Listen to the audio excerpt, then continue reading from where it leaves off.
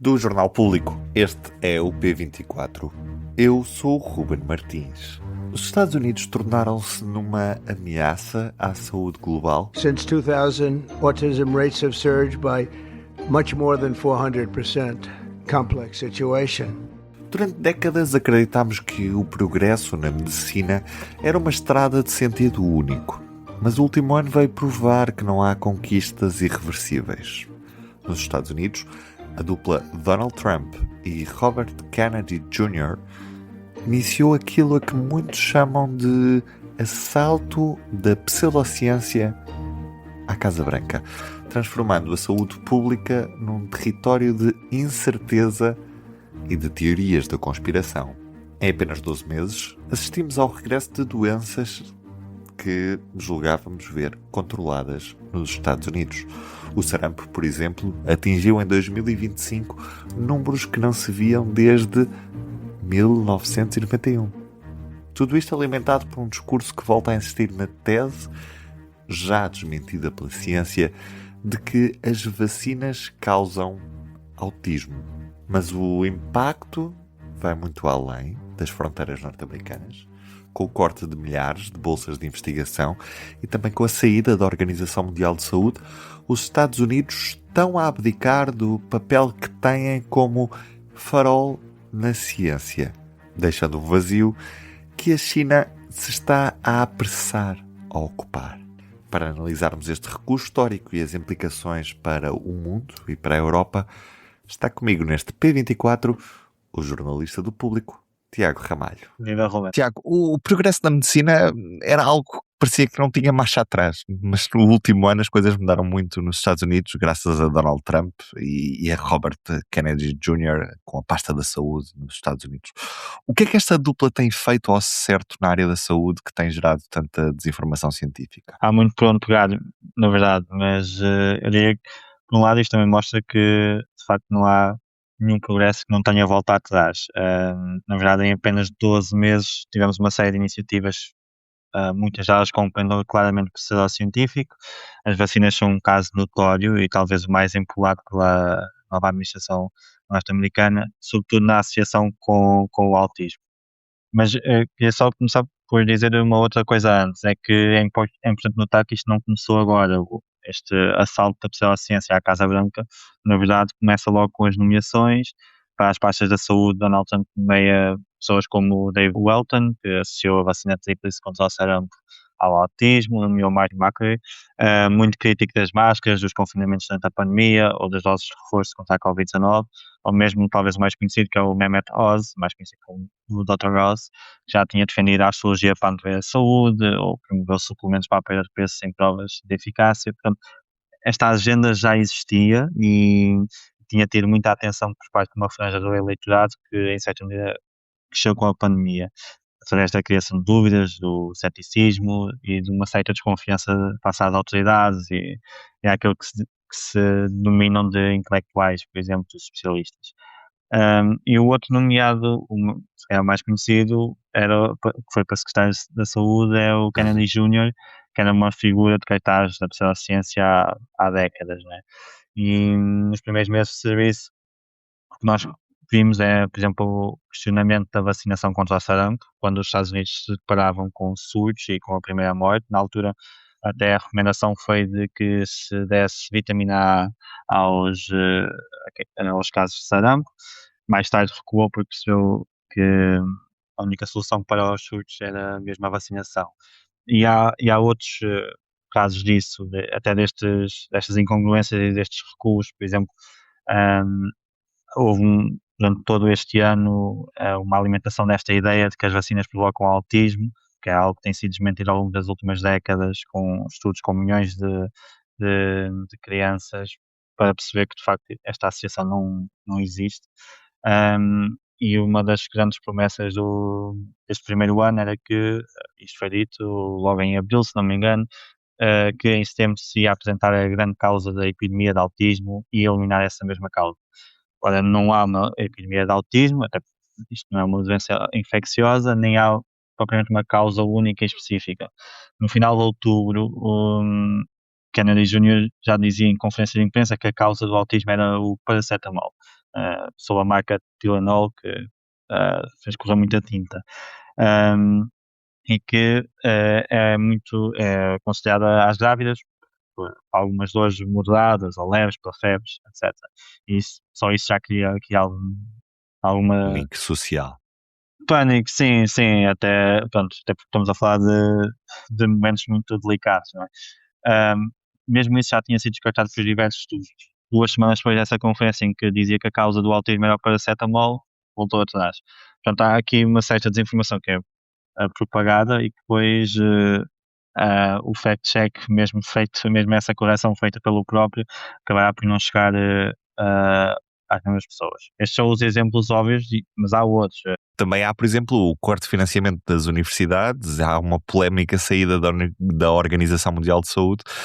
Eu questiono sempre muito o que é que eles ganham com isto, porque parece que a administração de Trump parece preferir o isolacionismo e estes cortes na investigação, em vez de termos uns Estados Unidos liderantes nesta área, como sempre foram nas últimas décadas, de um farol na investigação científica e na medicina, na própria medicina. Os prémios Nobel não servem para tudo, mas são uma boa métrica para perceber, por exemplo, que uma boa parte dos prémios Nobel dos últimos anos, das últimas décadas, saíram de lá, ou pelo menos estudaram lá em alguma parte da sua vida.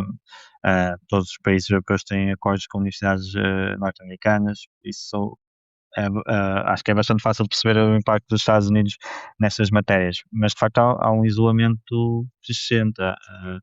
Uma parte da estratégia também norte-americana tem sido essa. Os benefícios ainda são difíceis de perceber. Não sei se os vamos encontrar, mas são muito difíceis de perceber, mas acho que há um aproveitamento um bocadinho desta polarização para impor crenças como verdades científicas e também para impor, para colocar uma ênfase nos Estados Unidos, no tornar os Estados Unidos grandes outra vez, ou tornar a América saudável, os Estados Unidos da América saudáveis outra vez, e isso também se constrói um bocadinho a partir daqui. A polémica com as universidades e com os cortes de financiamento, nós estamos a falar de cancelar ou congelar quase 8.000 bolsas de investigação, custou-se em 25% dos projetos apoiados e os apoios financeiros, em certa medida à ciência. E a própria saída da Organização Mundial de Saúde é quase uma responsabilização dos Estados Unidos, que é o maior financiador da Organização Mundial de Saúde, passa aquilo que é o estado do mundo. Isso não acontecia antes, nem nunca aconteceu antes. A erradicação da varíola teve uma forte componente também de apoio norte-americano e foi até agora a única doença infecciosa que conseguimos erradicar também por aí. E falando aqui neste contexto de isolacionismo, também se nota, por exemplo, nos cortes da ajuda externa aos países mais pobres e no USAID, o apoio financeiro e de recursos humanos dos Estados Unidos a outros países, tinham um papel muito importante, sobretudo na gestão de doenças infecciosas e de problemas de saúde pública. Estamos a falar de coisas como medicação para o VIH, o combate à desnutrição, apoio e recursos humanos na gravidez e no parto. Há um dado que foi publicado agora no início deste ano, de um estudo na revista Lancet, que aponta que esta ausência ou esta retirada repentina da ajuda externa dos Estados Unidos pode conduzir até 9 milhões de mortes, aliás, 9,4 milhões de mortes até 2030, que é um número avassalador, digamos assim. Portanto, isso mostra um bocadinho também o peso que os Estados Unidos tinham no mundo, poderia ser algo excessivo, mas também mostra como esta retirada por completo, este isolacionismo, tem impacto noutros países, não só nos Estados Unidos, e já agora, apesar de este isolacionismo parece que faz com que os Estados Unidos, portanto, nós não temos que nos preocupar com os outros países e que o que acontecer lá não é connosco, mas a verdade é que não é bem assim. E as doenças não conhecem propriamente fronteiras, as doenças infecciosas ainda menos, e há várias doenças infecciosas que têm atravessado para a Europa ou para os Estados Unidos e que vão continuar a atravessar se existirem e se não forem travadas onde estão neste momento. Mas isto também não pode ser uma oportunidade para a Europa, especialmente uma possibilidade de ficar com este conhecimento científico, de atrair alguns investigadores, algumas empresas que estão atualmente sediadas nos Estados Unidos e que estão à procura de novos territórios para crescer? uma oportunidade é de certeza. Aliás, o ano passado tivemos logo na inauguração, na tomada de posse, né, de Donald Trump, tivemos logo vários planos, plano europeu, o plano francês, o plano alemão, para atrair investigadores de universidades norte-americanas, para transferir, em certa medida, laboratórios dos Estados Unidos para a Europa. A oportunidade existe, neste momento não tenho a certeza e também não existem dados muito concretos que nos permitam dizer se ela está a ser bem aproveitada ou não. O receio, as pessoas com quem falei ao longo da última semana, o que me têm dito é que parece estar a ser para já uma oportunidade perdida. Ainda só passou um ano, é verdade, e quer na parte da desinformação, quer na parte da Europa tomar isto como uma oportunidade, se calhar em 2028, 2029 podemos reavaliar e perceber onde é que estamos. Mas a verdade é que uh, há investigadores a sair dos Estados Unidos, mas quem parece ter aproveitado melhor essa oportunidade, e olhando para aquilo que são os relatos da imprensa norte-americana, obviamente, é a China, que é quem tem tido uma capacidade maior, além de ter um investimento em ciência muito maior do que a Europa, é quem tem também conseguido atrair com infraestruturas de investimento, salários também, que é uma parte importante, alguns investigadores que estavam nos Estados Unidos, que agora estarão na China, por exemplo. Já falaste aí no reaparecimento de alguns surtos de doenças que estavam controladas ou quase extintas, na realidade, no mundo ocidental. Que impactos ao certo é que tem gerado esta onda de desinformação e desinvestimento na área da saúde entre a população norte-americana? Uhum. Destacaria dois impactos. Podemos começar pela parte das doenças. Acho que o impacto maior é no surto de sarampo ou na falta de resposta a surtos. E vemos isso no caso do sarampo de forma mais evidente. Os surtos que começou por ser na zona sul dos Estados Unidos não eram tão elevados como são agora, mas já existiam quando o Kennedy Jr. assumiu a pasta da saúde. No entanto, a falta de resposta à desinformação tornou a contenção do surto muito mais difícil. E neste momento, em 2025, tivemos mais de 2.000 casos, que era algo que não se via nos Estados Unidos desde 1991. Estamos a falar de mais de 30 anos de diferença entre a última vez que tivemos milhares de casos nos Estados Unidos. E a verdade é que a tendência não parece ser de melhoria, tendo em conta que a 6 de fevereiro tínhamos 770 casos, se não estou em erro. E, portanto, há esse impacto na falta de resposta à saúde, que também se tem visto na gripe das aves, e também tem uma série de desinformação associada, nomeadamente a certo ponto a recomendação do Secretário da Saúde, Kennedy Jr., foi de deixar a natureza funcionar e que os animais fossem infectados com gripe das aves sem haver qualquer prevenção, vacinação, por exemplo, que é uma medida eficaz.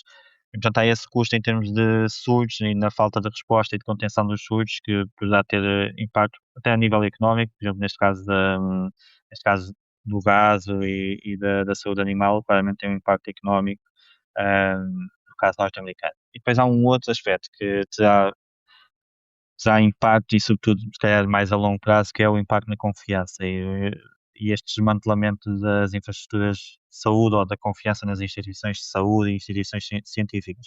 Um dos dados mais impressionantes, e isto é uma tendência também desde a pandemia, não é só de agora, mas que se acentuou no último ano, é a quebra de confiança nos CDC, que são os Centros de Controlo e Prevenção de Doenças.